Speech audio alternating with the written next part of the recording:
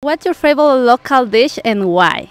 Well, that's kind of a hard question for us to answer because we're vegans. Well, for me, the local dish is ceviche.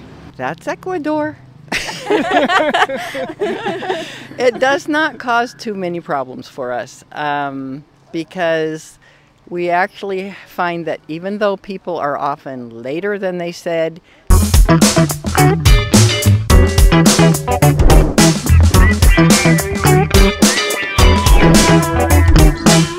Hello and welcome back to a new episode of the new series of Vilca Vibes. Today, me and Monica are gonna go and ask to the expat community a lot of questions that are very interesting for you. If you guys have any question, please put in the comment and we will ask them for you. Let's go! Hello, I'm here with... Delisa Renadeo. Hi, nice to meet you, Delisa. Lori Watkins. Hi, I'm Bruce. Ahmed? Where are you from? We moved from Alaska. The United States, the Midwest, there's a state called Ohio. I'm from the United States. I've lived in Vilcabamba for 16 years. For how long been here? Almost a year and a half. What's your favorite local dish and why? Well, that's kind of a hard question for us to answer because we're vegans and we don't eat out very much at all. But I think the very few times we have eaten out, we really like the veggie wrap at UFO. Ah, okay. Uh-huh. That's great. We know that's good. Oh, awesome. Well, for me, the local dish is ceviche. Oh, And bandera, I sometimes mix between, both. beautiful. I love that. But they're good. Yes. Do you guys do ceviche here in Vilcabamba or in Ecuador? Well, I have it here, but I prefer to have it in the coast because, it's more fresh. More fresh. Awesome. Well, I like to go to Mama Sylvia's. They specialize in Italian food, and I'm a vegetarian, so I like their risotto with mushrooms. Oh, wow. It's so delicious. It's a boyata. Never had it before. It was great. Oh, wow. So where do you eat here in Vilcabamba? No, I live just outside town, up in Yambura, Bajo. Oh, wow. How do you handle the Mañana culture here? Well, we go, that's Ecuador. It does not cause too many problems for us because we actually find that even though people are often later than they said, they usually will come and do the job they said they will do, just not necessarily when they said they would do it. In my country, there is kind of a policy where people try to be prompt. I was taught as a child that if someone makes an appointment with you, you should be on time. And if you can't be on time, you should call and let them know. But not everyone in the United States follows that either. Yeah. But in the United States, a lot of us kind of expect that to people to be on time, and when they give you a time that they're serious about it.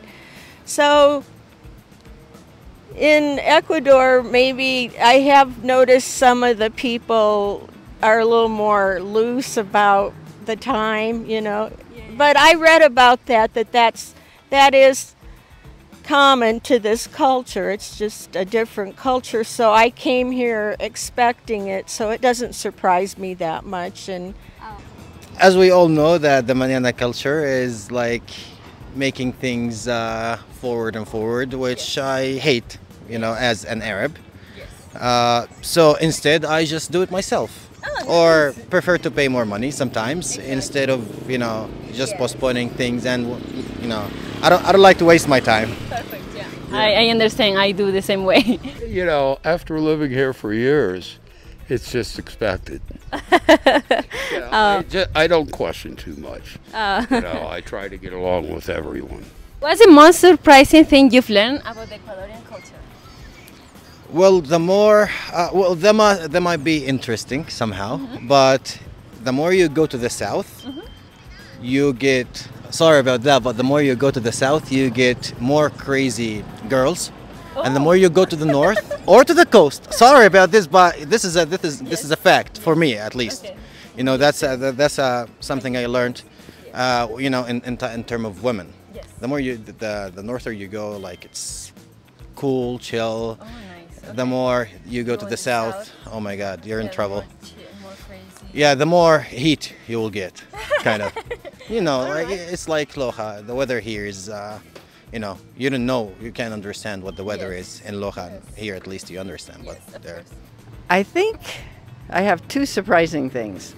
One is that the sidewalks are the worst sidewalks I ever saw, but most of the people don't walk on the sidewalks. They walk on the street because you can't walk on the sidewalks without falling down. But you can walk on the street here because not too many cars. The other one is that there are lots of dogs that are loose and they are walking in the street and they're lying in the middle of the street taking a nap, and they hardly ever get hit. But they never learn to get out of the street. They're just in the street all the time. Yeah, but the most of the dogs here have honor. But it's so funny because the dogs like to go to the restaurant or take food. Yeah. Right. We got him from the street. He was Oh. starving on the street. Many skin and bones, just skin and bones. Oh. And in November, and he didn't know what dog food was when we took him home. He thought people food is what you eat, and he was very interested in restaurants, but now he likes dog food too. Well, I did quite a bit of research before I came here. I knew that women had better, like I saw the statistics that women had more rights here, or were, you know, they had more equality here than even in the United States, which I thought was great. But when I came down here to Vilcabamba, I was surprised. It's even better than I thought. Yes, because where I lived, in many parts of the United States, the small towns, if a woman wears a sexy outfit, the men will make lewd comments and give her a hard time. So, like, I've noticed in Vilcabamba, the men are very respectful of the women, and it doesn't matter what they wear. You know, they just think, well, we like to see the pretty women in their pretty clothes, you know? So the respect for women is even higher here in Vilcabamba than I expected. And also the way the children are treated with such loving kindness, I'm very impressed with. We see that in the United States, maybe among the more educated people, you see the children being treated kindly and with fairness, but a lot of the lower income people are harsh with their children. They spank them and they yell at them, and it's upsetting to me.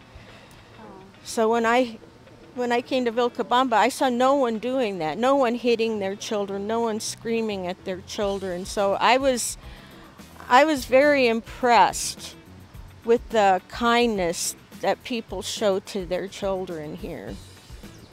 Well, they're pretty laid-back people. They don't get excited easy, at least the Vilcabambans. And they're just, in general, very warm-natured people. Like I say, we got bad apples to sort out now.